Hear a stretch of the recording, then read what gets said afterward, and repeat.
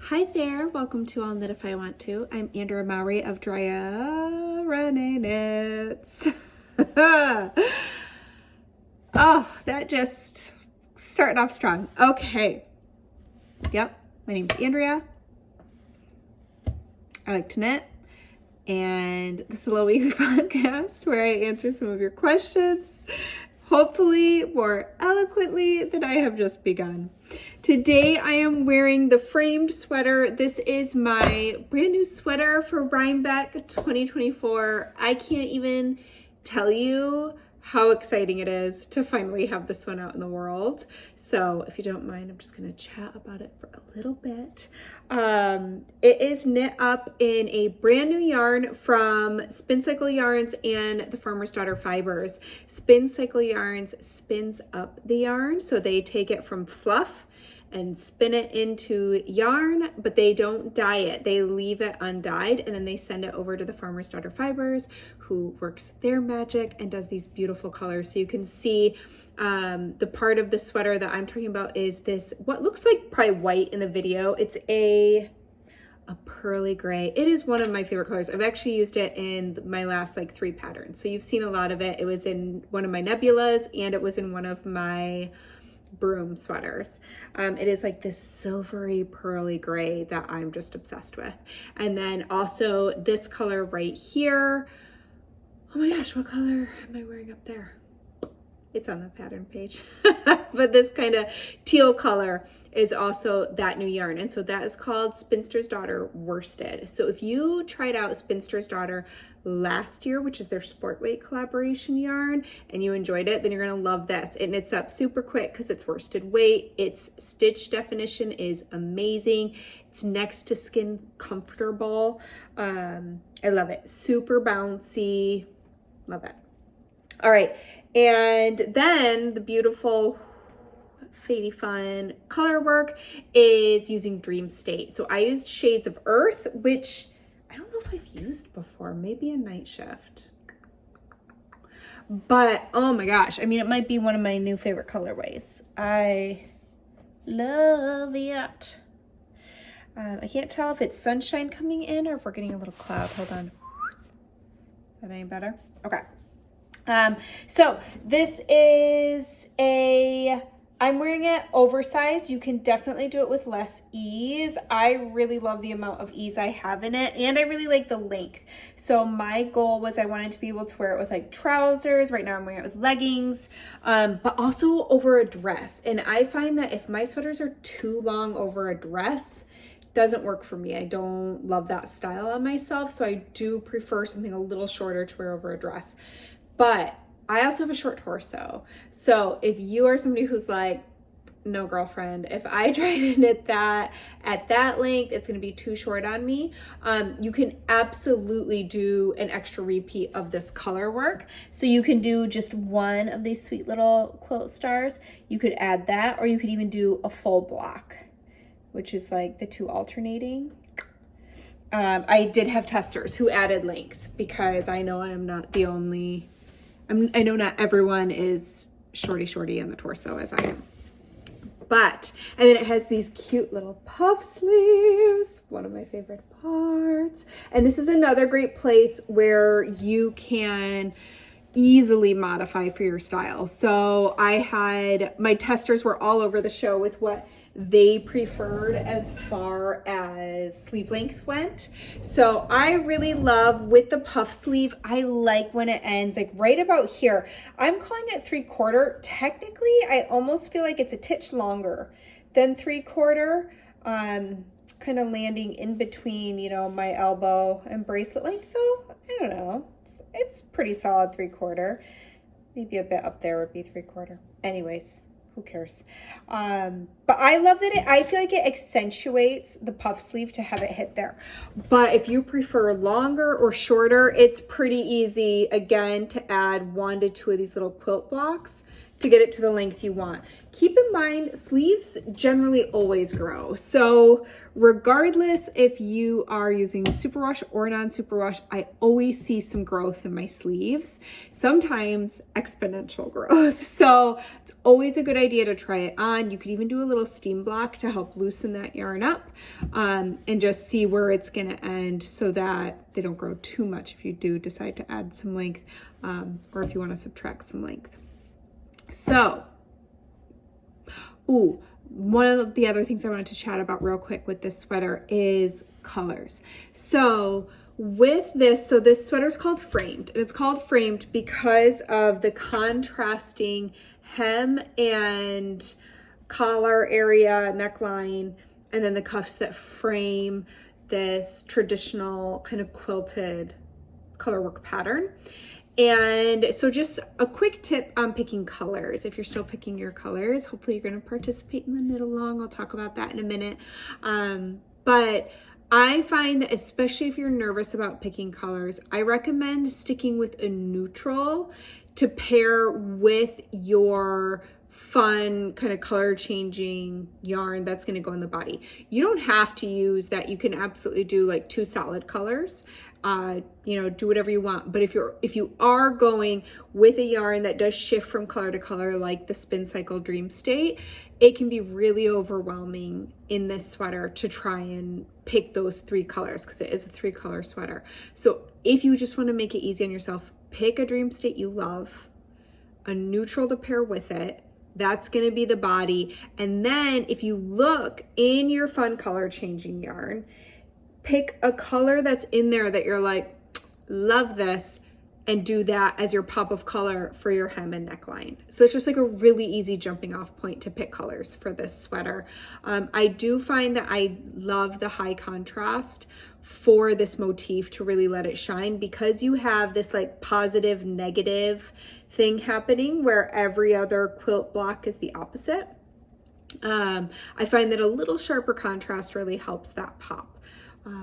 Obviously, rules are meant to be broken, so feel free to throw that out the window. A few of my testers did lower contrast, and they're stunning. But there's just some tips for you. So for the knit along, officially we are casting on, I believe it's July 30th. And if you don't know what I'm talking about, a knit along is when we gather together either in person or virtually, and we all knit either the same pattern or around a theme. We do something to match up our knitting. So this is the 7th year that we've done a Rhinebeck sweater knit along, and this is this year's pattern for that.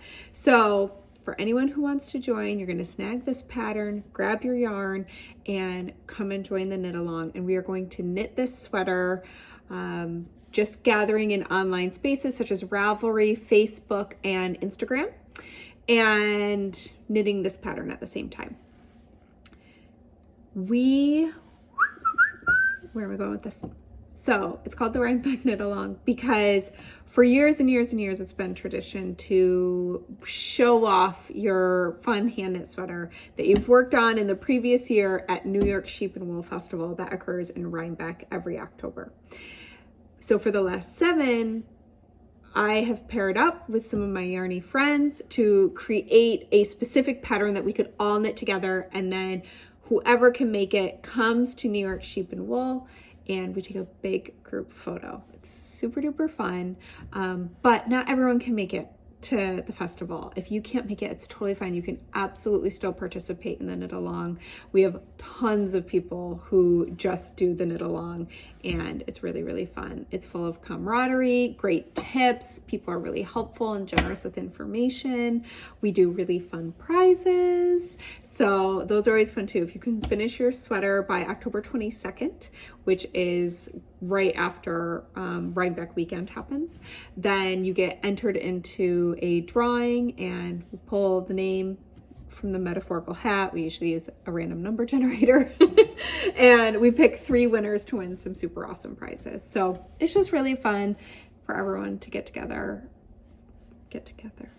and knit something together. It can be a really, really fun way to push yourself to finish a project. It's a great way to make friends. I've made some really close friends through knit alongs because everyone gets chatting and it's really fun. So again, that is taking place in my Ravelry group. There's a link below. In the Spin Cycle Yarns Facebook group, there's a link below, and on Instagram with the hashtag Rhinebeck framed KAL for knit along. So KAL is just shorthand for knit along. So anyways, we would love to have you join. You can find all the information at those links if you need a little more clarification on how that all works. Of course, this pattern's available on my website and on Ravelry, and both Spin Cycle Yarns and the Farmer's Daughter Fibers have put together some really beautiful curated kits. So if trying to pick colors for a colorwork sweater feels a little daunting or scary for you, go check out their kits. They are a great option, or they might inspire your own fun color combos. Once you see some put together, you can be like, oh, okay, I love that, but I want to swap out this color. So they sell the individual skeins as well.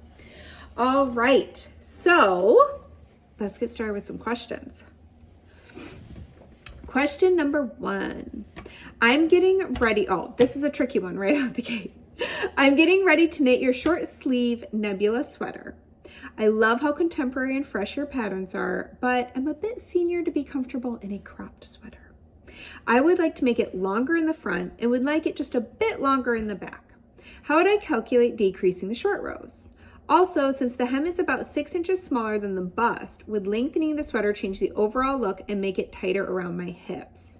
Any suggestion of how to make it longer or things I should consider before trying to increase the length? So I actually chatted to one of my good friends all about this, who is much longer in the torso than me. In general, they've got about 5 inches of height on me. And so they really wanted to knit Nebula, but I already was like, girlfriend, you're gonna wanna add a little length. So here are things to consider. It is more narrow at the hips than at the bust, but it is an oversized sweater.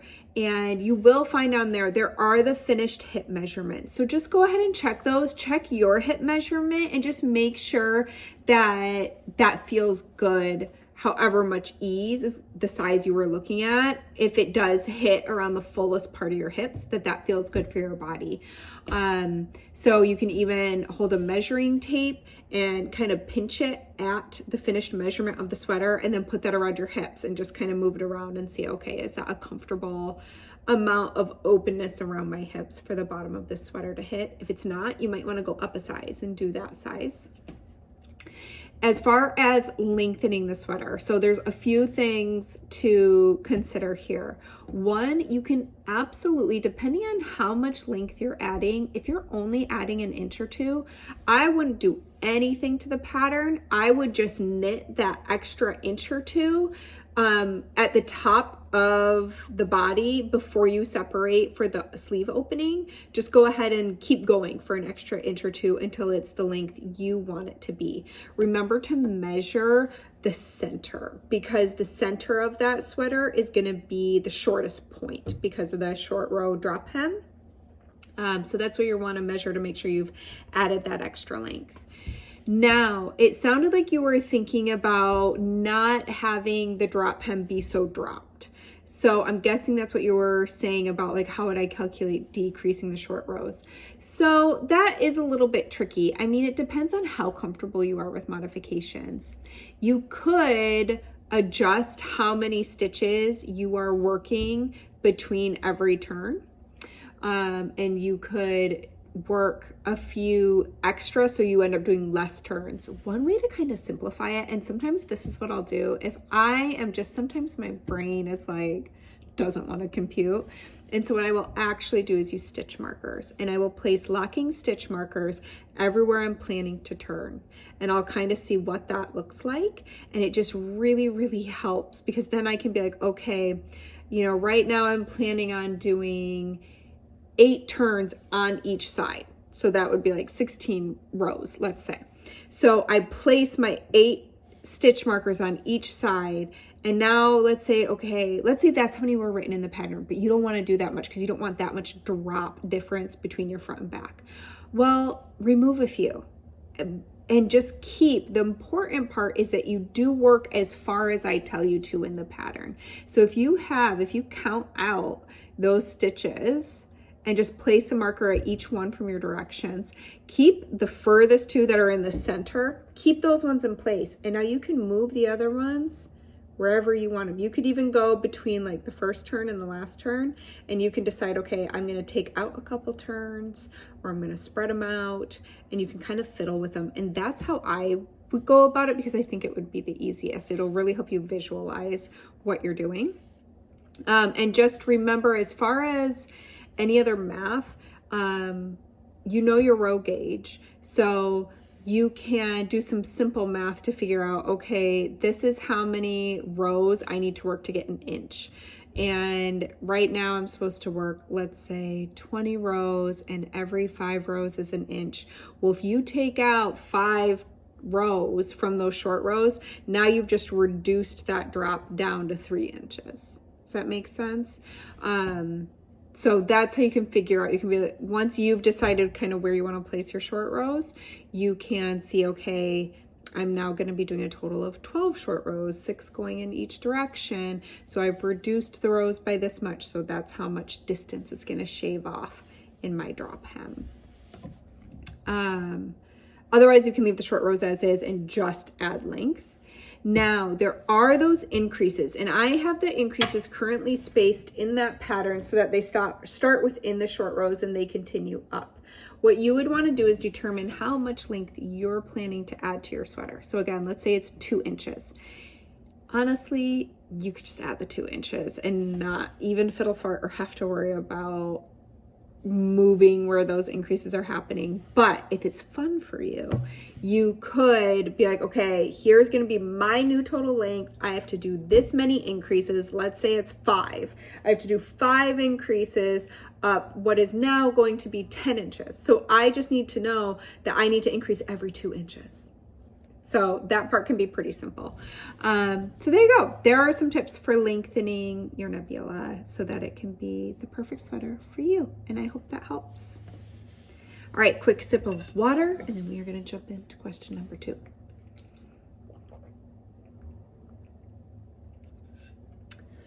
All right. I have lately become more confident in modifying sweater patterns to my gauge and preferred fabric density. Congratulations, that's awesome. Is this something that I can do with shawls?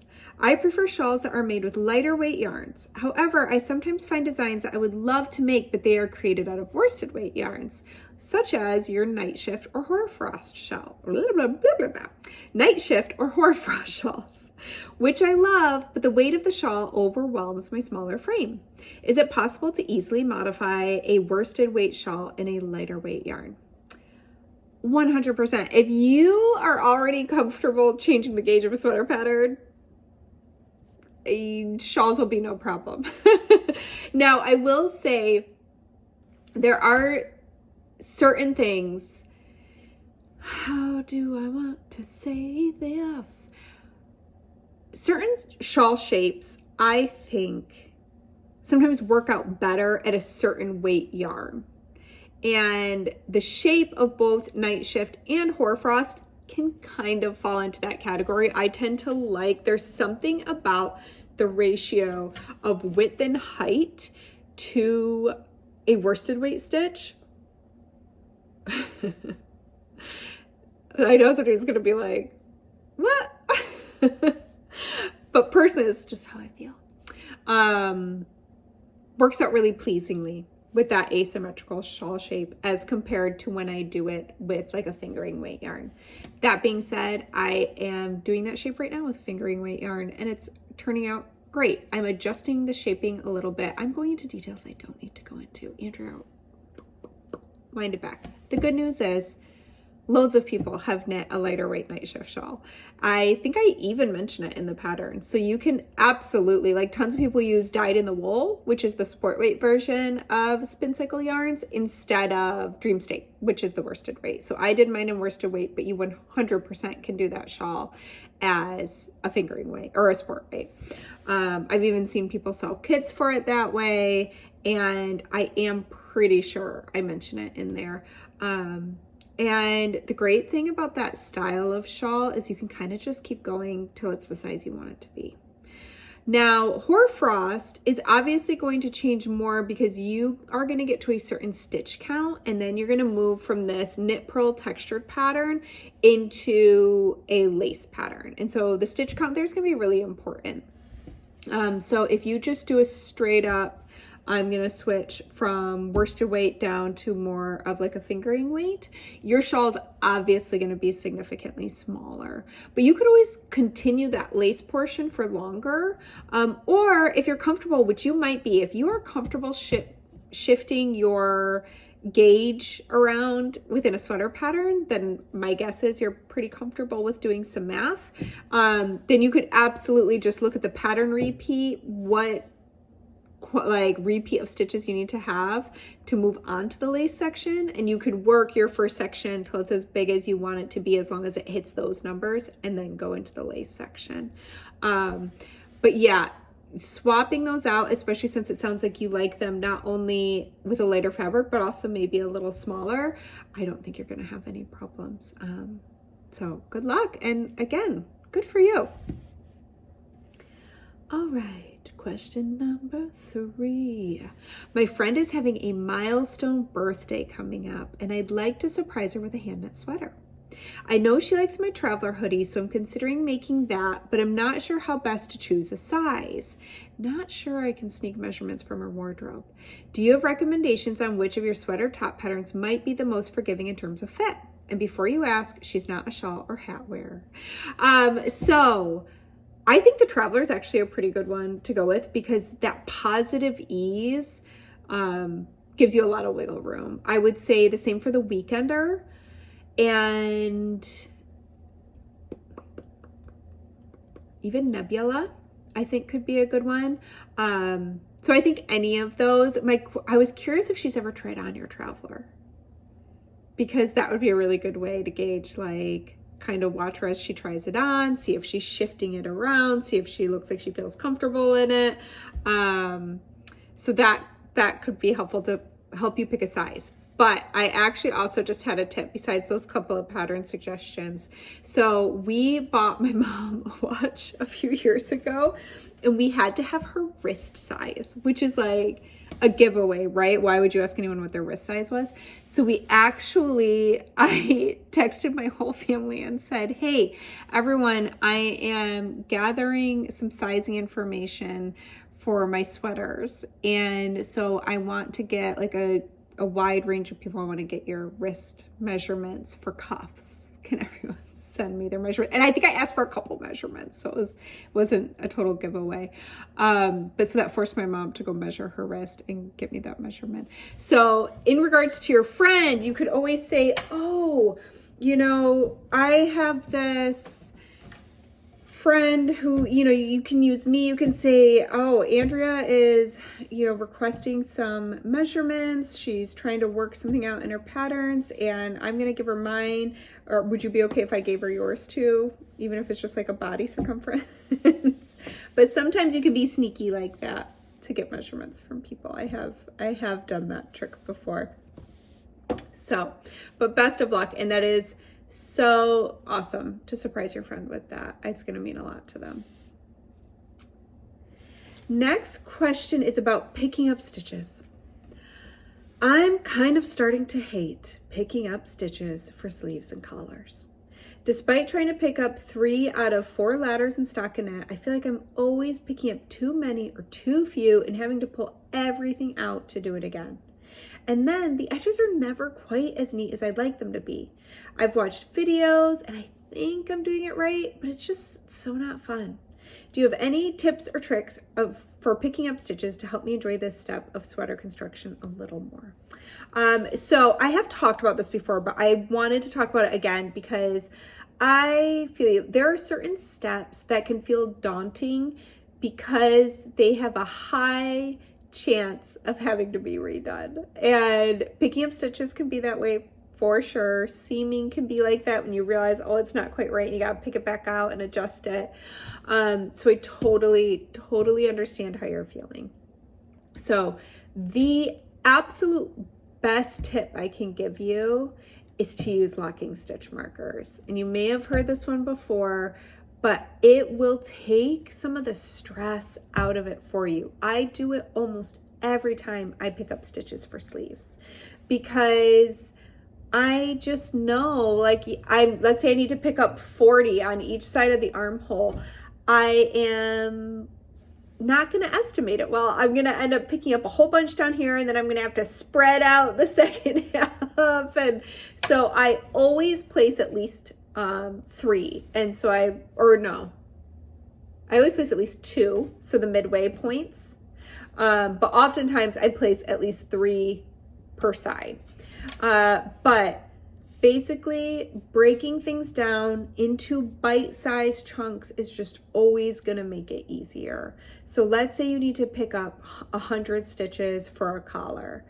Break that up into 10 and place 9 stitch markers. And now you need to pick up 10 stitches per section, because even if you have to redo one of those sections, it's not a big deal to redo picking up 10 stitches, and it's a lot more enjoyable than having to re-pick up 100.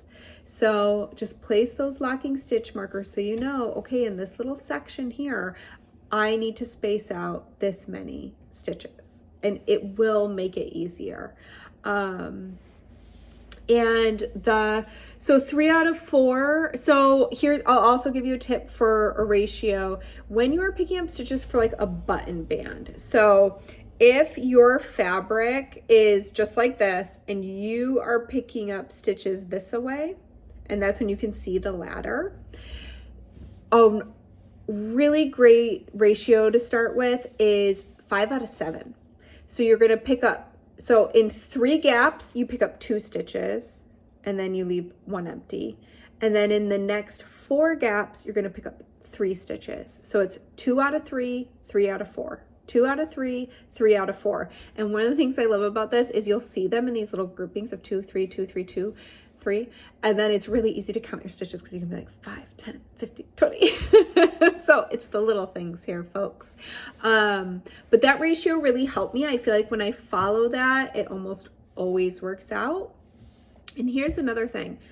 I always try to point out in my patterns if the exact pickup amount is crucial.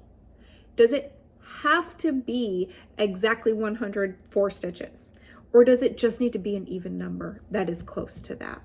If it just needs to be an even number that's close to that, I always say that, because a lot of times, give or take a couple stitches is not going to make or break your collar or your button band. Now, for like a sleeve, it might be pretty important to hit that stitch count, especially if it's a patterned sleeve. But take that into account as well. Look at that pattern and see if the designer doesn't tell you, see if you can determine, okay, do I have to hit this totally spot on? Especially if it's like a garter stitch band, like probably doesn't have to be perfect. But I hope that helps. Honestly, I think that the best thing is the bite-sized chunks, because it just takes the stress out of it. Because I think that is what makes it tricky, is when we are trying to pick up a decent amount of stitches over a decent area, it's like, how are we going to do that perfectly even? And that even goes for seaming. Like if you're ever seaming, let's say like a whole side of a sweater or something, that's another time I'll use like locking stitch markers so that I can really see, okay, am I keeping this even as I go, or is one side starting to zhuzh up a bit and I need to, so if I'm again just doing those bite-sized chunks, I can keep checking it and make sure that everything's laying how it is. Now when you say the edges are never quite as neat as I'd like them to be, I'm not sure what edges you're talking about. I'm wondering if you're talking about like at the bottom of a button band, if you're picking up stitches there and there's a little step, where it just doesn't look like it's flush with the rest of the sweater. So one tip that is super excellent that I read from Patty Lyons, I think I've even linked it here before. You can find it online if you Google picking up stitches, Patty Lyons. I bet it would come up. But basically we often are just going up too far to pick up that first stitch. You really want to go in the lowest leg possible to pick up that first stitch so that it doesn't do that little kick up. And blocking also can help. Put a little pin in there while it dries. And that can sometimes kind of smooth out any little bump you might see. All right, last question. My mom tried on my broom and fell in love. So of course I have to make her one, but she's teeny tiny. She loves the height of the collar, but requested that it be narrower in diameter. I noticed even the smallest size has the same number of stitches as my collar. My plan is to reduce the number of stitches and then add them back in as soon as the collar is folded. Is that what you would suggest? I think that's an awesome idea. I'm gonna throw one more idea out there, which is try going down an extra needle size. Especially if your mom likes the structure of that collar, you can drop down. Absolutely. And that might tighten it up, but depending on how much smaller, how much narrower she would like it, you could totally cast on, let's say you decide to cast on, I don't know, 8 fewer stitches. And all you would do is exactly what you said. Like as soon as you have joined, even on that round, you could probably add them back in. But just go ahead and space them evenly around and increase 8 stitches in that very first round. And then you can go straight into the pattern as it's written without having to worry about any further modification. But that's awesome. I'm so happy she loved it. And I'm sure it's going to be so special that you're making her one. All right. We did it.